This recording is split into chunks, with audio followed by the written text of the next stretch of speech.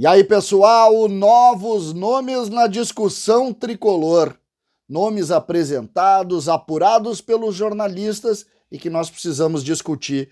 E também uma entrevista com um dirigente que está se despedindo e que falou algumas coisas que também ficam difíceis de entender.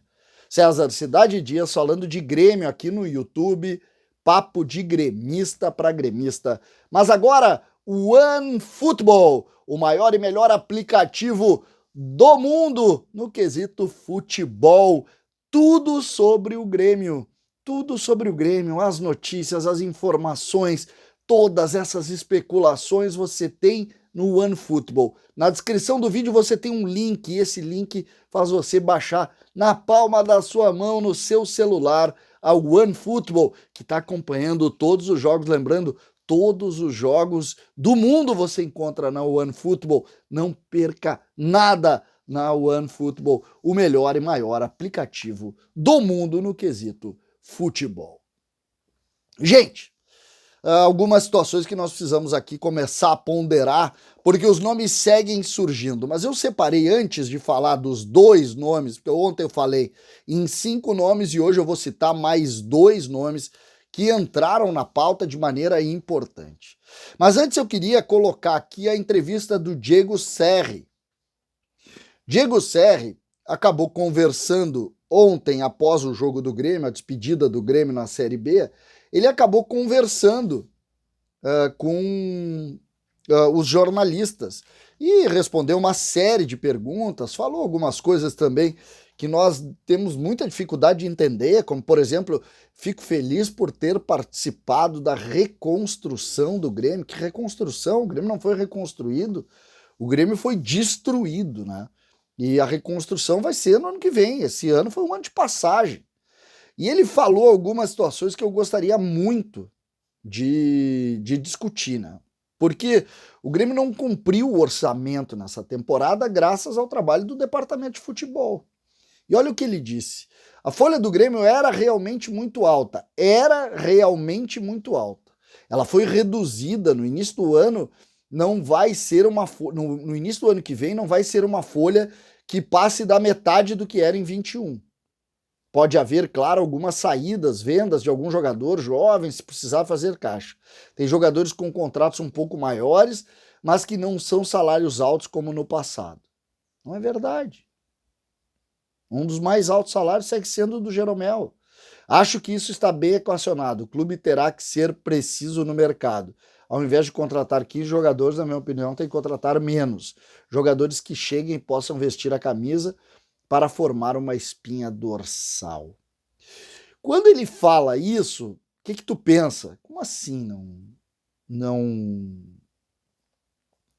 não tinha uma folha alta? A folha do Grêmio nessa temporada era para ser na casa de 7 milhões e meio. Ela nunca baixou de 10 milhões e meio. E esse deixar para o ano que vem é simplesmente porque os contratos estão acabando. Os contratos que o Grêmio tinha estão acabando, mesmo de jogadores que o Grêmio não queria mais. Ou seja, isso não é um trabalho realizado de forma contundente de diminuição da folha. Não. Simplesmente foi porque os contratos estão acabando. É por isso. E o Grêmio nunca conseguiu, através do trabalho do próprio Diego Serri, baixar a folha para o valor que o orçamento determinou. Então não me venha com história. Não me venha com conversinha. Não, porque é assim, os relatórios, o que precisa, tive propostas. Então vai, cara. Agora não vamos tratar as pessoas como... Qual era a obrigação do departamento de futebol? Entrar no orçamento. Entrou? Não entrou. O orçamento do início do ano determinava o Grêmio a 7 milhões e meio. Não passou de 10 milhões e meio. O Grêmio tem um rombo de 50 milhões hoje. Por quê? Porque não conseguiu entrar no orçamento. Então, por favor, deu. O Grêmio tem que virar essa página, pelo amor de Deus. Não pode mais acreditar em papo da carochinha. Acabou isso. E aí vamos aos reforços, aos 2 nomes que a gente vai conversar a partir de agora.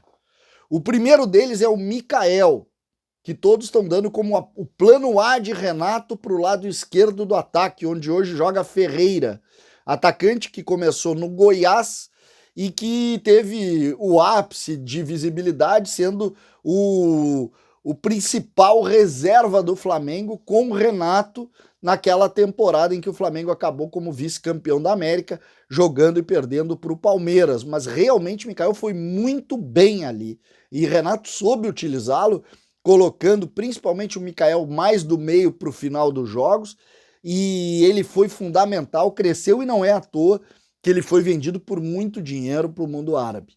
Pois agora esse jogador tem interesse em voltar, e Renato teria conversado com ele e teria dado o indicativo de que ele possa ser uma solução para o Grêmio. Isso mesmo. Seria Mikael o grande nome a ser contratado pelo Grêmio, lembrando, é um jogador de lado que atua exatamente na posição que hoje Ferreira atua, né? E ele seria, convenhamos, titular absoluto do Grêmio, que o Renato está pensando, tendo o Mikael aberto, tendo mais um centroavante.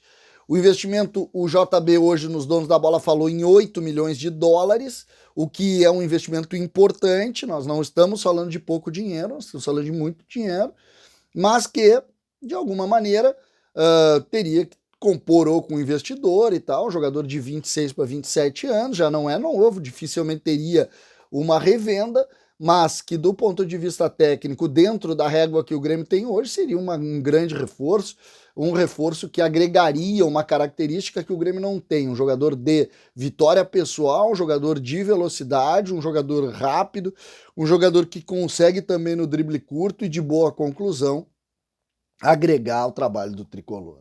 O outro nome citado que a gente passou ontem, que o JB falou hoje também nos Donos da Bola e mais pessoas estão falando, é no Nenê, veterano, 41 anos, a última temporada no Vasco da Gama, já teve no São Paulo, já jogou em muitos clubes, é muito bom jogador, ninguém discute isso, mas ele tem 41 anos.